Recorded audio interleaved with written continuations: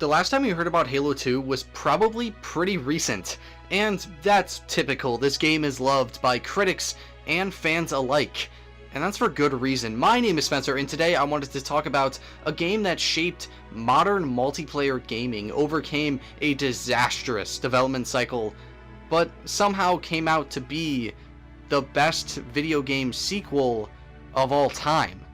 What stands out most to me about Halo 2 is how much it evolved from a game literally called Combat Evolved. Only 3 years later, it truly kicked off the popularization of gaming in today's modern culture. It was a game that kicked off, well, everything. You know, back in 2004, gaming was just kind of this niche little side project in the grand scheme of life, but Bungie dropped Halo 2 to massive critical and financial success.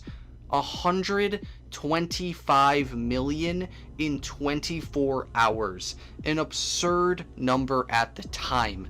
The marketing for this game was off the charts, and just Google Halo 2 on YouTube and you can see all of these crazy fenced in lines and news reports.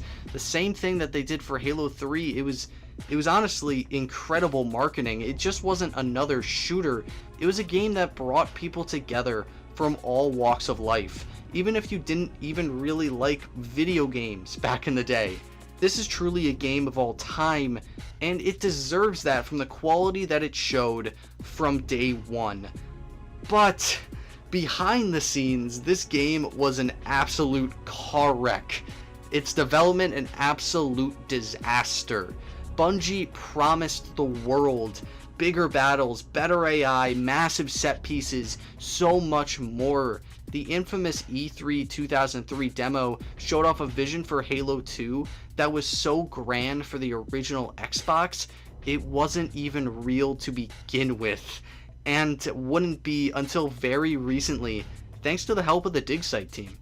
Bungie had grand plans, but nowhere near the enough time or resources to execute them, much like the creation of CE, but on a much larger scale. The campaign was supposed to be twice as long, Halo 3's plot being the skeleton of that cut story, but deadlines forced them to patch up what they had with duct tape, making it to the end of the infamous cliffhanger.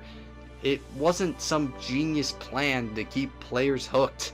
Bungie literally ran out of time. And yet, somehow it worked. For all the complaints of an abrupt ending, they were able to tell one of the best stories in Halo's history and create iconic characters that are still relevant in the series today.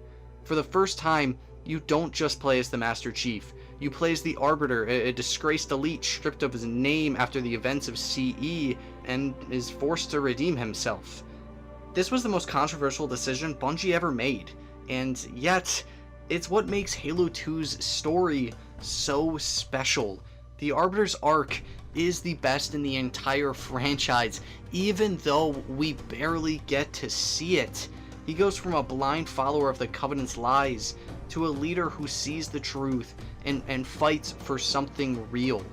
And then there's Chief, who doesn't have much to do in this story, to be honest, but he still gets his moments across Delta, Halo, and High Charity. But by Mission 4, everybody knows that the emotional weight of the story belongs to the Arbiter, and that's something that was controversial back in 2004.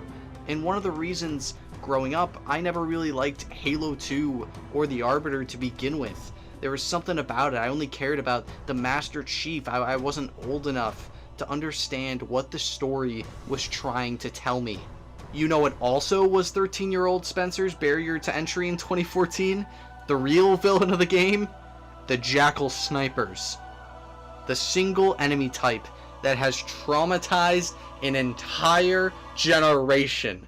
It doesn't matter how good you are. If you are playing on Legendary, you will die a minimum of 50 times. From where? Who cares? Go back to the checkpoint. It's infamous for a reason. It's ultimately kind of a good thing, at least in my opinion.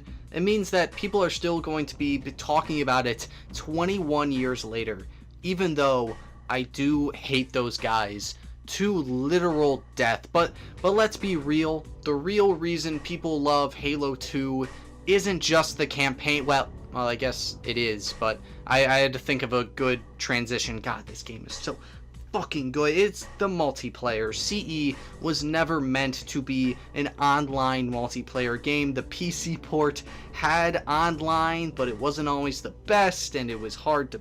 You get it. It was built for LAN parties. Halo 2, built for Xbox Live, baby. And it shows. It was the moment Halo became a multiplayer juggernaut and a staple of gaming in the early 2000s. It had stuff like the BXR, button combos, the super bounce that separated casual players from the people that honestly had no life back in 2004. What a weird thing to think about. This was where MLG Halo was born and slowly died from ever since. And the maps were absolute classics. Lockout, Midships, Zanzibar, Sanctuary.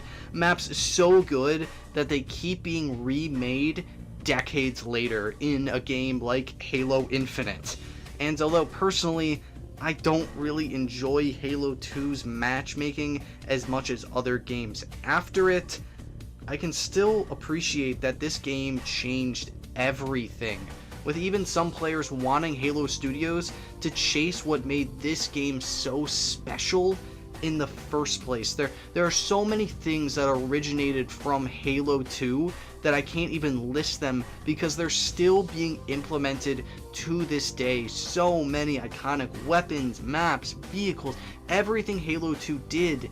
And man, it did it in spades. And that's what people remember, and that's what people get so nostalgic about Halo 2 for, because people love it and people actually miss having not only a fun competitive, but a fun multiplayer.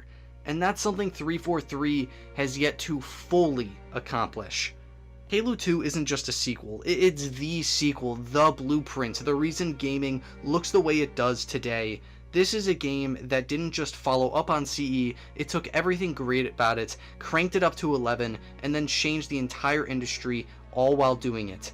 It brought people together in a way that not thought possible by the big grand world, being one of the biggest launches of all times and covered appropriately. There was a reason people kept coming back to this game even when the original Xbox servers were being shut down, a reason it's still talked about 21 years later. It set the stage for everything that followed, not just for Halo, but for gaming as a whole. It's one of the best of all time, and it's that simple. Halo 2 is fantastic, and that's why Halo 2 is such an icon, but a mess at the same time. But even that doesn't matter. Thank you so much for watching. If you enjoy what I do, maybe consider checking out some of my other stuff. Thank you so much.